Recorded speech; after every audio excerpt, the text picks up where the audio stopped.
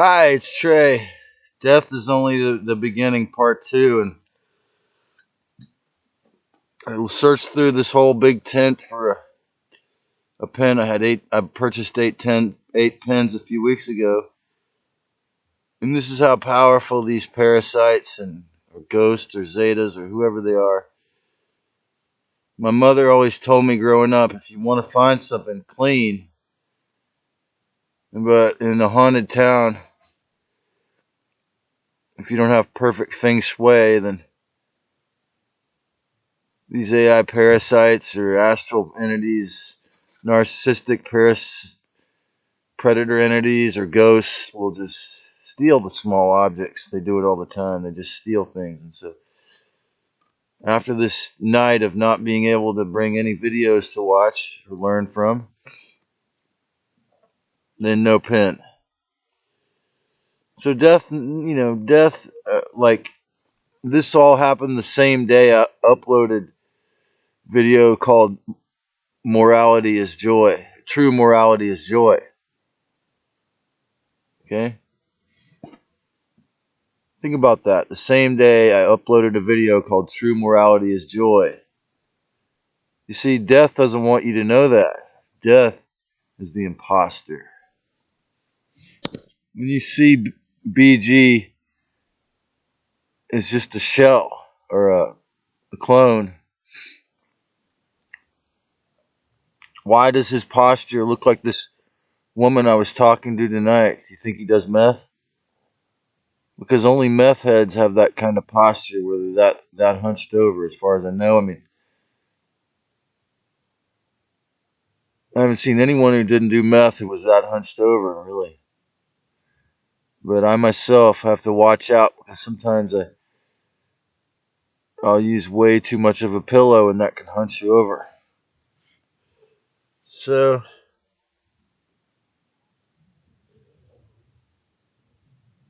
when you realize the vast extent of how much of an army of interdimensional beasts in the beast system have worked so long and hard to prevent people like such as me from having a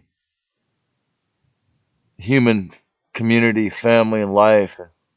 Well, it took me 20 years to overturn their internal domination of fear enough to start this channel, for example. But I'll never give up, because I love my human family. I don't mind microwaving my head and getting some more premature grays in this way. But, you know, honestly, I would have been angry. I would have been mad. But this circumstance of, whether it's some so called virus or some other interdimensional parasite troll, NSA troll, or whatever, was not going to let me, Cruzio Illuminati punk bitch, was not going to let me go online. Um, I wasn't real mad. And the reason why is because I studied ancient Buddhist texts for about 3 or 4 years till it sunk in. And even though I've been lazy as fuck about regular meditation, besides making these videos, I never give up on my work. Even though I hear these planes going back and forth, stirring these cold winds to turn into nanobot and lithium encrusted, heavy metal encrusted artificial rains coming as I speak. It doesn't terrify me. I'm used to it. You see, we've been used to this. The reason why I can talk about the infiltration, the hijack, the inversion in the year 2023 is because there's so much other disclosure on YouTube. I'm not really saying I haven't said anything that hundreds of other people or about 20 or 50 other people haven't already said, okay? I'm just giving you the scoop from Michael Salo's channel. It's called Exopolitics. And he's one of the few, well, I haven't written that many comments, but he was one of the ones that offered me to text him back. that has, tens of thousands of subscribers.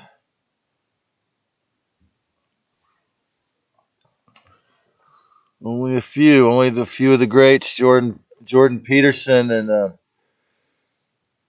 Greg Braden and Michael Salla have been the only ones who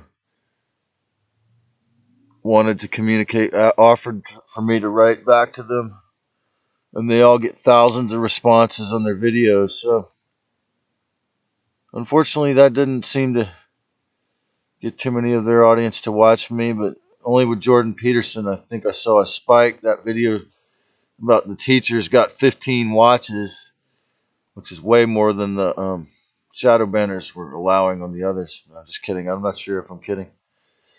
But the idea that we're all in this together, and I'm an Ophiuchus. I'm halfway between Scorpio, Sagittarius. I'm introverted and extroverted. I like to show off. I love computers, and I like to share with the world from the safety of my home in the forest here. I'm not around a bunch of scuzzballs while I'm recording videos. People on bad drugs or trying to say things to me. But, I still have to put up with, as long as I'm in this town, these parasites that won't let me go online because they have actually an AI parasite or NSA troll or employee of some utility perhaps that has that power. It seems like it's only mostly happened on the weekend.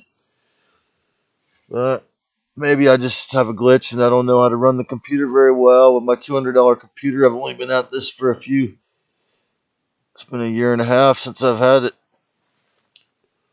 So, man, it's been really fun, and I really appreciate everyone out there, the several out there that listened and learned.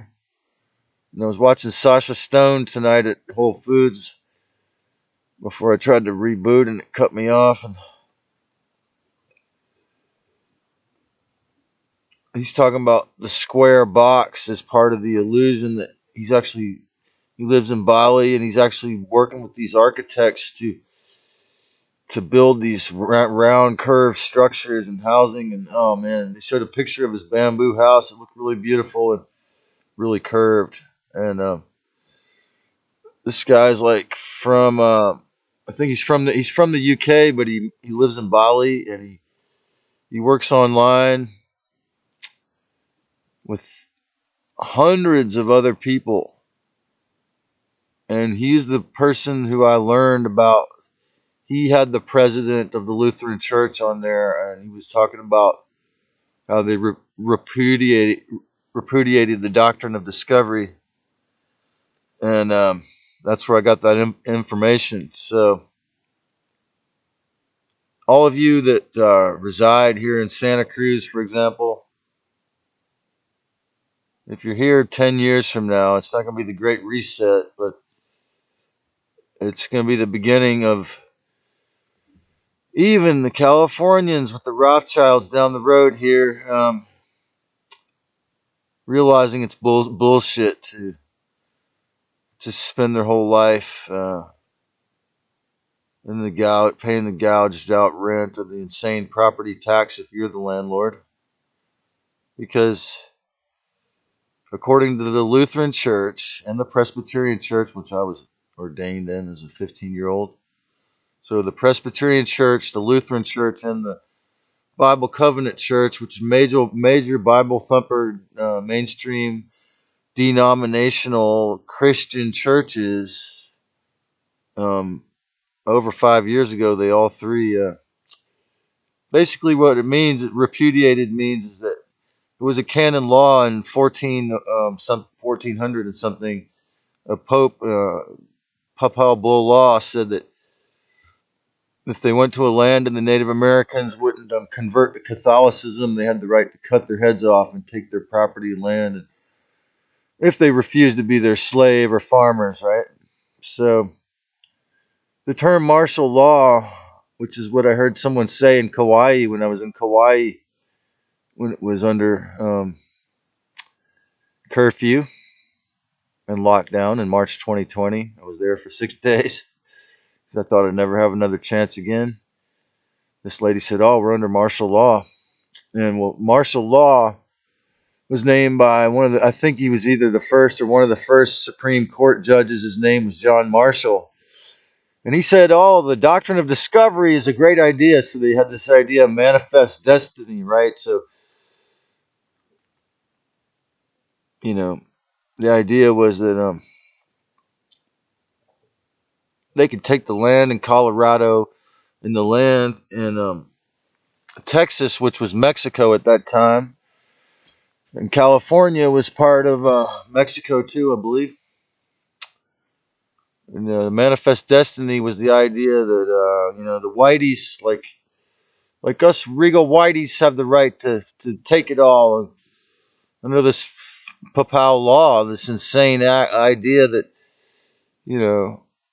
we could co-opt, we could put up with the Native Americans if they're willing to convert to being a Bible thumper and run the casino. Otherwise, we're going to steal their land and put them in a nasty reservation.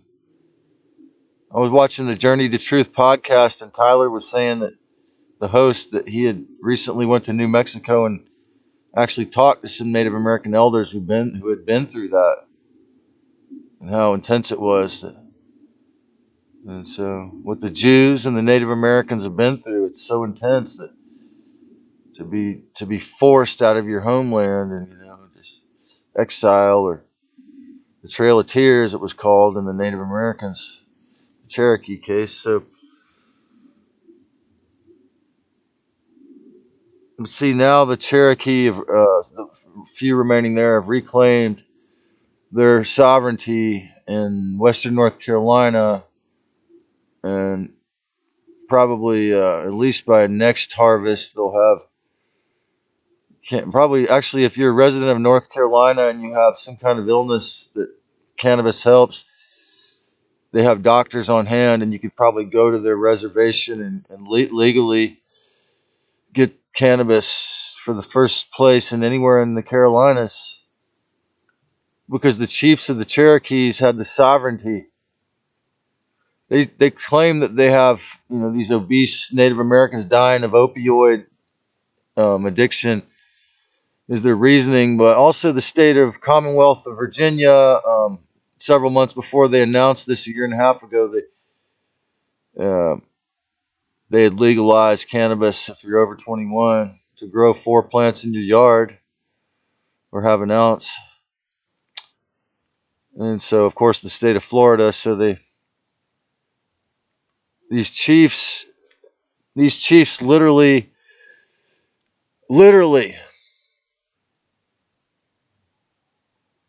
looked right in the face of Rockefeller, Rothschild, the Fed, all the alien grays, and their agenda, and their Nazi officers, eugenics, 1% criminal families, and their agendas, and said, and also their minions who work in the government of the state of North Carolina, which is why there's not a medical cannabis law in North and South Carolina, because surely Big Pharma is in there bribing all of these politicians' pockets to varying degrees. They are, I'm sure of it.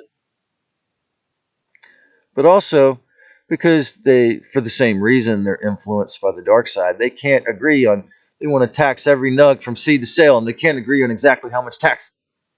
This is what happens when they go into legislation to legalize cannabis in both North and South Carolina, and these Native American chiefs were not having it. They're like, you know what? We're legalizing it. So they step past death. In other words, they realize, because Rockefeller, Rothschilds, or most of the people, or some of the people cashing in off these heavily physically addictive toxic substances, or I should say beings, because they're kind of part human, cashing in off selling these, getting these fat Native Americans hooked on these things. They said we have the right to legalize it. So if you like this, subscribe, and I'll send you more stuff like this. Only the beginning. Death. It's only the beginning. It's illusion, we're always in the timeless now. If your creation is great, it can grow. It's only the beginning. Only the